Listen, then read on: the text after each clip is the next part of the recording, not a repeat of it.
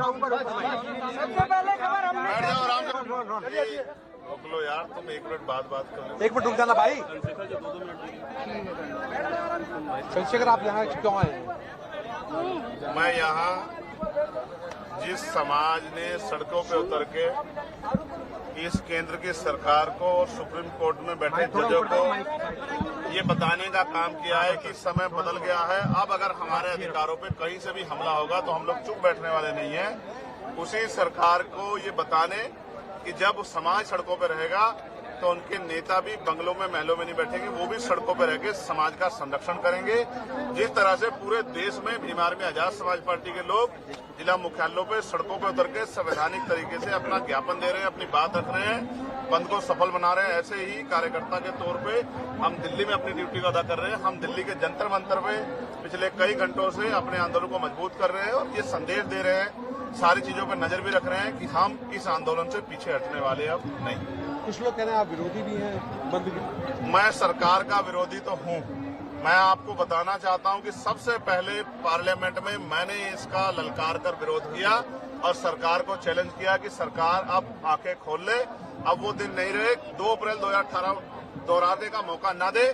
और फिर सरकार ने अपनी बात रखते हुए कहा कि हम इसको नहीं कर रहे हैं, उसको नहीं कर रहे हैं, लेकिन जब तक सरकार जिम्मेदारी से कोई काम नहीं करेगी, हम सरकार की नीयत पे शक करते हैं, हम सरकार का भरोसा नहीं करेंगे। क्योंकि हमने देखा है आरक्षण पे सिर्फ ये हमला नहीं, निजीकरण के द्वारा, लेटरल एंट्री के द्वारा, जैसा अभी आपने 45 का कर दिया था तो हमने जबरदस्त आवाज उठाई तो आपको वापस लेना पड़ा। फिर ठेकेदारी के जरिए, संविदा के जरिए, आउटसोर्सिंग के जरिए जिस तरह से आपने सरकारी नौकरियों को खत्म करके आरक्षण की धज्जियां उड़ाने का काम किया, ये किसी छिपावा नहीं है। और जिस तरह से आपकी सरकारें निजीकरण को बढ़ावा दे रही है, पूंजीपतियों को बढ़ावा दे रही है, कॉर्पोरेट सेक्टर को बढ़ावा दे रही है, सरकारी स्कूलों को बंद कर रही है, नौकरियों को खत्म करे, 69 शिक्षक भर्ती में जिस तरह आपने घोटाले किए और फिर तमाम तरह से आपकी लंबे समय से नीति, आपकी आइडियोलॉजी हमने देखी। हम इस सरकार के ऊपर इनकी नीतियों पर भरोसा नहीं करते, इसलिए हमें इस सरकार की नीयत पे खोट है। डॉक्टर बाबा साहब अम्बेडकर ने कहा था संविधान कितना भी अच्छा क्यों ना हो, चलाने वाले हाथ अच्छे नहीं होंगे, उनकी नीयत अच्छी नहीं होगी, उनकी नीति अच्छी नहीं होगी तो अंत संविधान बुरा साबित होगा।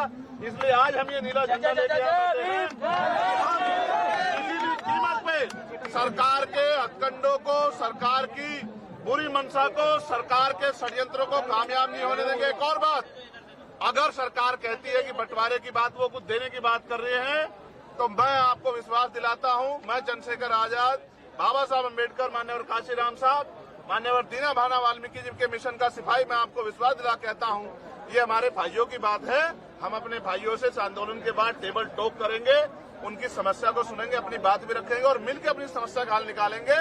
हम बंदर बाट नहीं होने देंगे। हम सरकार को अपने अधिकारों पे राजनीतिक रूप से फायदा लेने के लिए अपने लोगों को लड़ने नहीं देंगे। हम अपने भाईचारा बना के रखेंगे।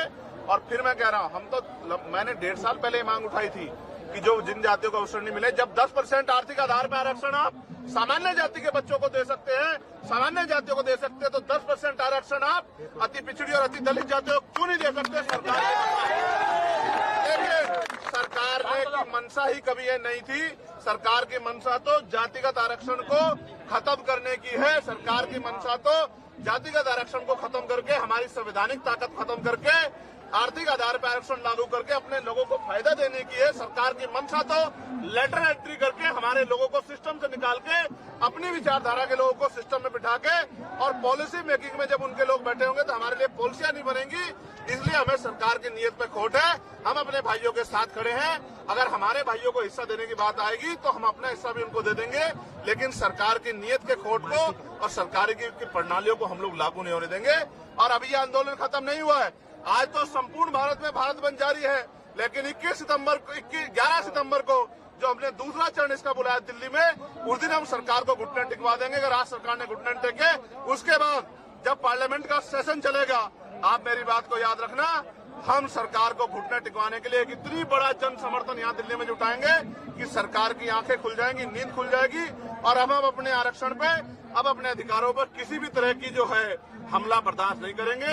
अपनी भाईचारे को बना के रखेंगे, अपनी एकता को बना के रखेंगे और दुश्मन की चालों को भी कामयाब नहीं होने देंगे। मैंने सरकारों को ये भी कहा है जिस तरह लाठियां बिहार में हमारे लोगों पे मार रहे हो, हमारे लोगों को पीटने के चक्कर में एसडीएम को ही पुलिस ने पीट दिया। ये जो लाठी मारने की प्रथा है, इसका भी सूद समेत हम लोग जवाब देंगे आने वाले कल में। और आपकी लाठियों का जवाब जो है हम लोग अपने तरीके से, संवैधानिक तरीके से देंगे। और मैं चैलेंज करके कहता हूं, आज इस आंदोलन में जिस सरकार के नेतृत्व में हमारे लोगों की पीठ पर लाठियां पड़ेगी, उस सरकार की कुर्सी को पलटने का काम, तख्ता पलट करने का काम भी हम आने वाले कल में करेंगे। इस बात का भी मैं सरकार को चैलेंज देता हूं, मेरी बात को याद रखना।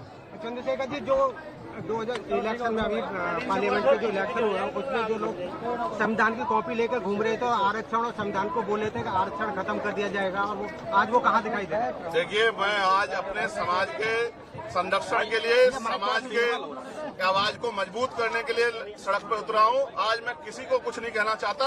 हमारे समाज की आंखें वो सबको देख रहा है, कौन क्या कर रहा है। समाज की आंखें नहीं, ऐसा नहीं समाज की आंखें नहीं, समाज देख रहा है। और अब समाज आने वाले कल में जो फैसले लेगा, उनसे सभी दलों को एहसास होगा कि किस तरह से चुप्पी रखी जाती है और किस तरह से बंद मुंह करके सरकार को समर्थन दिया जाता है। हमारे साथ बातचीत करने के लिए भीम आर्मी प्रमुख और अपने साथियों की, अपनी उनकी ताकत को, उनकी हिम्मत को, उनके